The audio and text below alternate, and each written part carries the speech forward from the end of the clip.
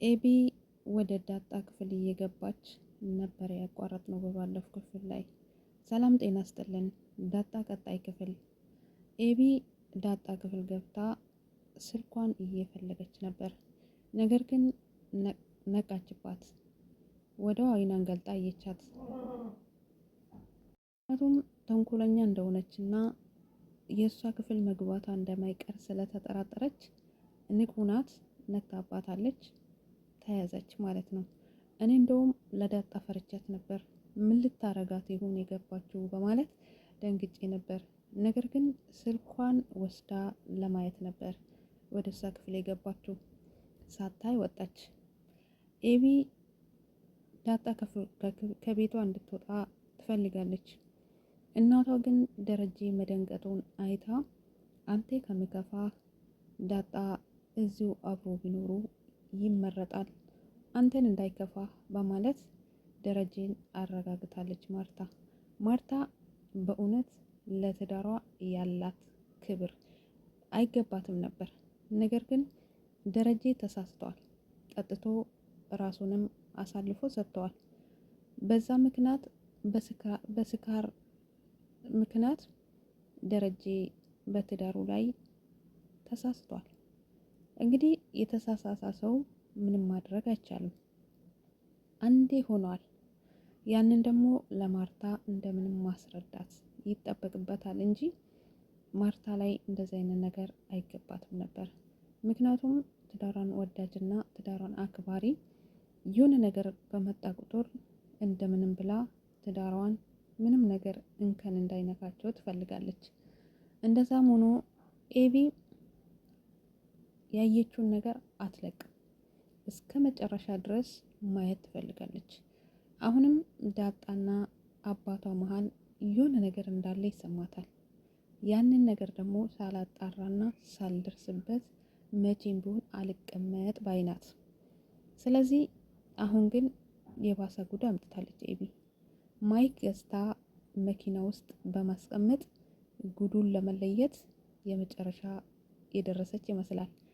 ነገር ግን የዳጣና የደረጀ ሳይሆን ጉድ የሚሰማ ምናልባት ሰላምና ደረጀ ሲያወሩ ጉዳቸውን ትሰማ ይሁን ወይስ ማይኩን የሆነ ሰው አይቶ ኤቢ ሳታገኝ ተቀር ይሁን? እንደዛ ቢሆን ይመረጣል።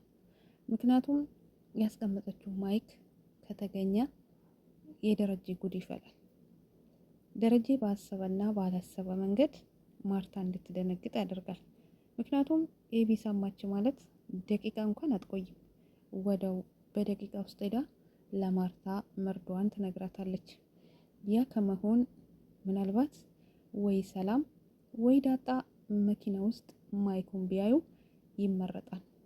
ማይኩ ከታየ ማን አስቀምጣ በሚል ምናልባት ሊያመልጡ ይችላሉ።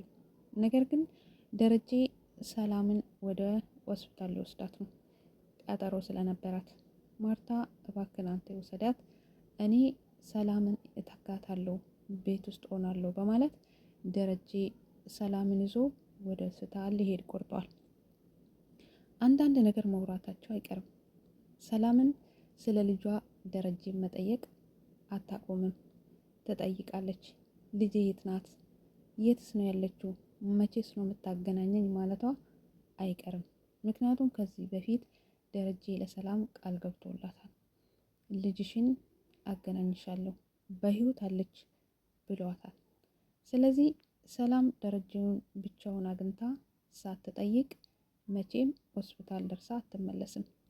አንዳንድ ነገር ማውራታቸው ስለማይቀር የተቀመጠ ማይክ ይሄንን ድምፅ ይቀርጻል በማለት አስባለሁ። ምናልባት እንዳልኩት ማይኩን ወይ ዳጣ ወይ ደረጀ ራሱ ካላገኘ ኤቢ ይሄንን ካገኘች ቀጥታ ለእናቷ ታሳውቃለች። ብቻ ያሳስባል። ምናልባት በቅርብ ቀን ዳጣንም ከእናቷ ጋር ለማርታም ደግሞ ስህተት እንደሰራና እንደተሳሳታ ምናልባት በቅርብ ቀን ነግራት ይሆን? የሚገርመው ነገር ቢኖር ደግሞ በዳጣ ብቻ አላበቃም። ሰላምዬ ዳግመኛ ስህተት ሰርታለች። ደረጀ ግን የፈለገ ነገር መጠጥ ቢጠጣ በዳግም ከሰላም ጋር ስህተት እንደሰራ ምንም አያስታውስም። የፈለገ ነገር ቢሆን ቢሰክር እንደው እንደ ሂልም እንኳን ምንድን ነው ኬን ያረገዘችው ባሏ የት ነው ለምን አይመጣም ብሎ ሲጠይቁ ትዝም አይልም ወይ? ደረጀ ዳግም ጥፋት አለበት። ታዳ ምናልባት ሰላምዬ ካልለበቀች በስተቀር ተደብቆስ እስከ መቼ ይቆያል? ልክ እንደ ዳጣ ሁሉ ካደገ በኋላ አባቴ የት ነው ማለት አይቀርም። ደስ የሚለው ነገር ቢሆን ሰላም ልጇ ስለጠፋባትና ልጇ የት እንደደረሰች ስለማታቅ በዛ ተነስታ ነው ዳግመኛ ያረገዘችው። ከደረጀም ልታርግዝ የቻለችው በዛ ምክንያት ይመስለኛል። ደስ የሚለው ነገር ዳጣ ከእናትም ከአባትም እህት ወይ ወንድም አላት። ይገርማል። ደረጀ ግን የተመሰቃቀለ ህይወትና በኃጢአት ውስጥ ይገኛል። ያ ነገር ደግሞ ደረጀን በጣም አሳስቦትና እየተጸጸተም ይገኛል። ማርታ ደረጀ ምን እንደሚያሳስበውና ምን እንደሚጨንቀው አልገባትም። በዛ ላይ ኤቢ ያጨናነቀችው ትገኛለች። ዳጣ ከቤት አትወጪም፣ ማርታ አትወጣም ብላኛለች፣ ስለዚህ ትቀመጫለሽ። ዳጣ ግን አባዬ እንዴት ተሳሳትክ? ለምን ተሳሳትክ? በማለት ጠይቃለች። እሱም ሰክሮ ከዚህ በፊትም በጤነኛ ጊዜ እንደተመኛትና ስሰክር ጊዜ ጉልበት አግኝቶ ሰላምዬን እንደተመኛትና ከእሷ ጋርም ዳጣን ለመውለድ እንደደረሰ ነግሯታል። ዳጣም ገርሟታል። በቃ ትጨናነቅ፣ ስለ እናቴ አላጨናንቅም፣ ነገር ግን ለማርታ ንገራት። ማርታ ትወደኛለች ትዬ፣ ግን ደግሞ ብትነግራትና ብታርፍ ይሻላል። ከኔ ይልቅ አንተ በጣም እየተጎዳ እየተጨናነክ ነው በማለት ነግረዋለች። ደረጀም አንቺ በምን ኃጢአትስ? እኔ ነኝ ኃጢአት የሰራሁት አንቺ ከተወለድሽበት ቀን ጀምሮ ብሏታል። ስለዚህ ደረጀ እስከ መቼ ይሁን እንደዚህ በኃጢአት ውስጥ የምመላለሰው? መቼ ይሁን ንስሐ የሚገባ? ንስሐ የሚገባ ለማርቲ ነግሯት ማርቲ ይቅር ስትለው ብቻ ነው። ከዛ ውጭ ግን ማርታ እስካልሰማችና አሁንም ደብቆ እስከሚኖር ድረስ በጣም አስቸጋሪ ነው ለደረጀ። እንዲሁም ዳጣንና ሰላምን ማገናኘት የሚከብደው አይመስለኝም። ምክንያቱም ቀላል ነው። ግን ደግሞ ከሰላም እንደወለደ ከሰማችም ይሄም አንድ እጥፍ ድርብና ጥፋት ነው። ምክንያቱም የቤታቸው ሰራተኛ ስለሆነች። በጣም ይገርማል የደረጀ ህይወት። መጨረሻቸው ምን ይሁን?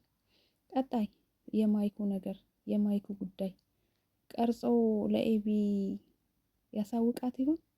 ማርታስ ከኤቢ ትሰማ ይሁን? ቀጣይ እንገናኝ። ውድ ቤተሰብ መልካም ቆይታ